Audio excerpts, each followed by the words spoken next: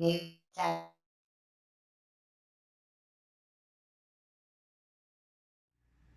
everyone, it's Andy Tech with Check New Tech, and today we've got an unboxing of the Vizio Smart TV. This is the D43FX series, and what this features is a full HD resolution. I'm not 100% sure about something I saw in the box. It says 2 HDMI ports here, but it says 3 on top, so we're going to find out what it really has. It does have a USB port, component, composite, digital audio, and a stereo audio output. Very standard for these HD TVs. It does feature the Vizio SmartCast, which gives you the option to watch the Watch Free App with Vizio. This is in competition with Roku's channel. For those of you cord cutters, it features a lot of free streaming content. I want to really show you that and hone in on it once I get this set up. It has Apple AirPlay, Chromecast, it works with HomeKit and Google Assistant. So this is a pretty exciting TV full of a lot of features at a budget-friendly price of around $215 to $250. You can find it on sale, maybe get it for $199. We're going to go ahead and unbox this and get started. I'm going to go ahead and open the top. This one opens from the top, not like some of the larger TVs, which open from the bottom. We're going to go ahead and cut these flaps open. The front glass is right here. Should be light enough for one person to handle. So I'm going to go ahead and look at what's inside the box. So this was right on top. So when I opened the box, I took this out and I see the stands right here, the power cord, there's a quick start guide, and there's a remote. I did notice it's not a voice activated remote, so you could use your Google Home or your Apple HomePod for that. But it's nice. It's a nice remote with quite a few buttons and options. And it does have all of your apps right here for your quick start access. And I do see the brackets for the mount.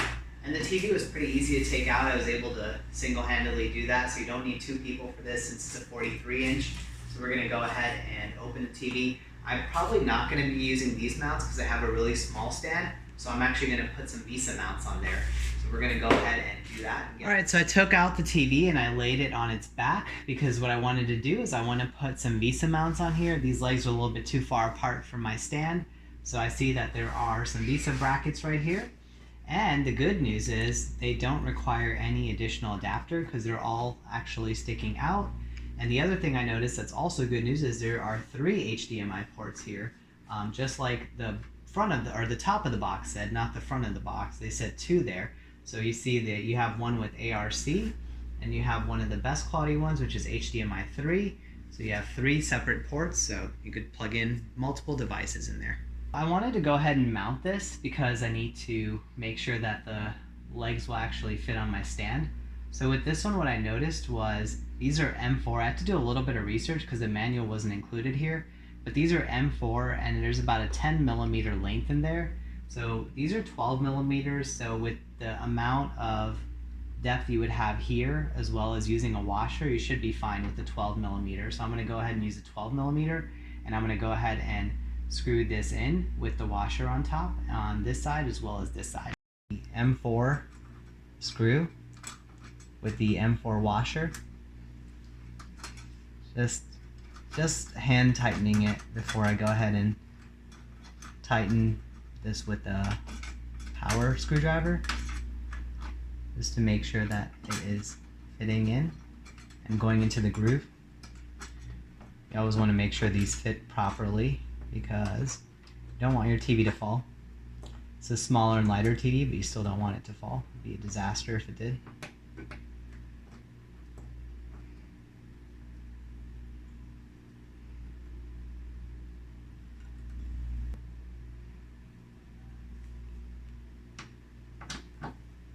Now I'm going to go ahead and tighten these.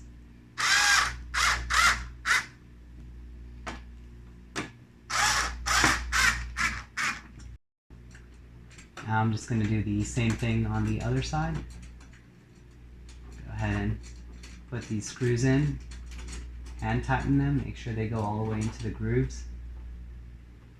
And going to get the other screw in as well.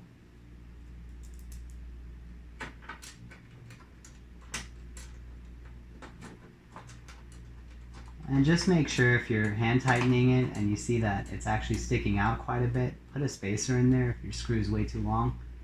You don't want to risk messing up your TV over having a long screw, because this could potentially drill into the screen, ruin your TV. It's the last thing you want. Go ahead and tighten this.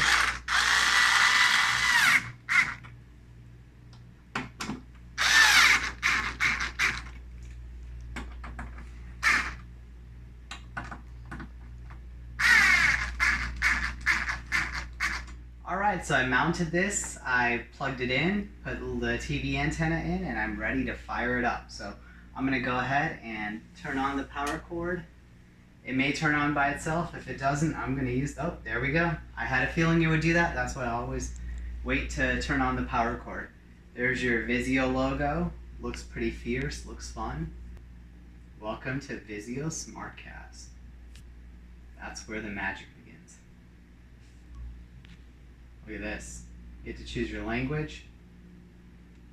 That's pretty exciting.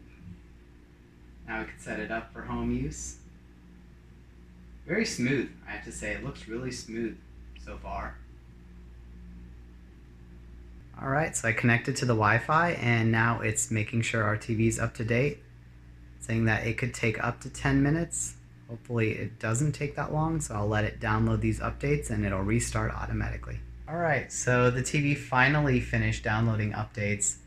This did take about 10 minutes, so I thought it would hopefully be a little bit less than that, but maybe it just needed to update quite a bit, so it'll function really well. So I'm waiting for it to restart. Alright, so 20 minutes later, we have the Vizio Smart TV restarting. Took a lot longer than expected, but hopefully this is the last update. It pushed 2 updates out.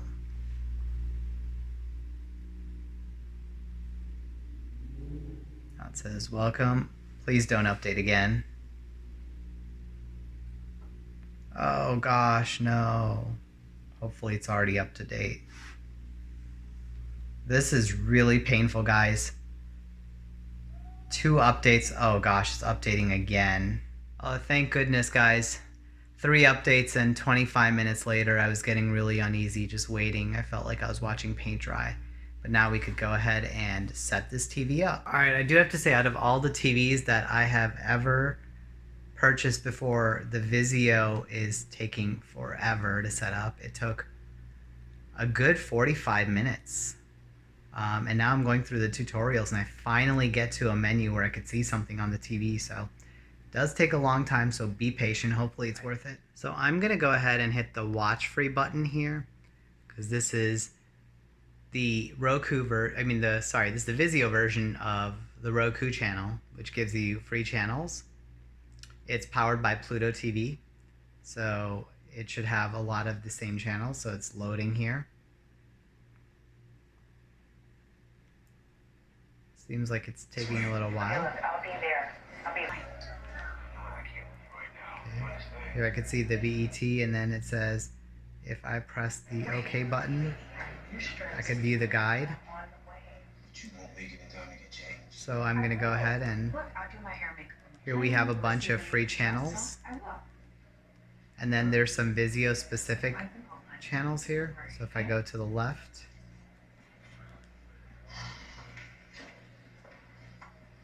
I should be able to see what Vizio offers. Okay, so these are the ones that Vizio offers. They have the Watch Free movies here, so they have a bunch of movies on their channels. They have Inside Vizio. I like how they combine it with Pluto, so you only have to use one app, which is really nice. So here's Pluto Spotlight. So it seems like they have a bunch of Vizio specific channels coupled with the Pluto channels as well. So that is the option there. One thing I noticed is once everything loads, it's actually smooth sailing from there.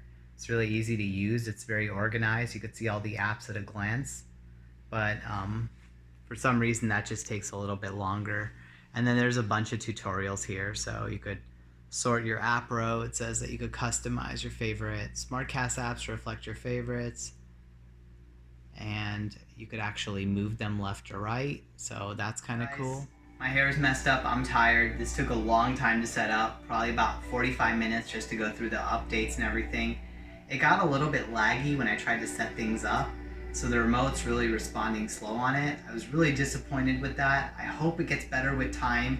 The picture quality when it comes to the motion is not that great, because when you see like anything fast moving, you could see a lot of lag through it. So it might not be the best for you gamers out there, because it is 60 hertz. It doesn't even have the motion smoothing option, but the colors are really crisp on there.